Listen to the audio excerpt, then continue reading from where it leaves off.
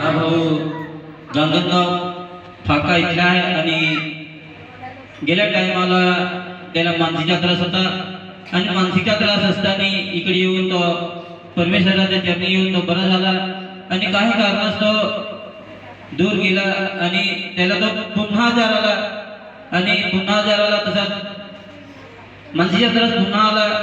आणि पुन्हा आला तेव्हा मला फोन केला आणि मी सांगितले की या मी बर्दराला फोन केला की तो येत आहे त्याला बोलवू की नको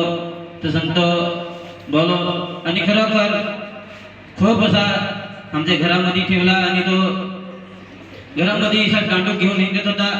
आणि आमच्या घरामध्ये कपाट आहेत शोकेस आहेत आमची आई सांगतो ते कपाटाला भडका मारेल आणि ते कपाटाचे काचा फोडून टाकेल आणि त्या क्षणाला मी जातो आणि त्याला सांगतो काय दिसायला तू भडका घेऊन सांगतो कोणतरी आहे माझ्याबरोबर मला बोलवायला येतो मला घ्यायला येतो आणि खरोखर एका गजराला फोन केला की बरोबर असं असं झालेलं आहे आणि तो आला आणि तो प्रार्थना करून गेला थोडासा त्याला आराम पडला पुन्हा संध्याकाळी सर्वजण एकत्र आले आणि एकत्र प्रार्थना केली त्या क्षणाला त्याचा जो मानसीचा त्रास होता तो परमेश्वराने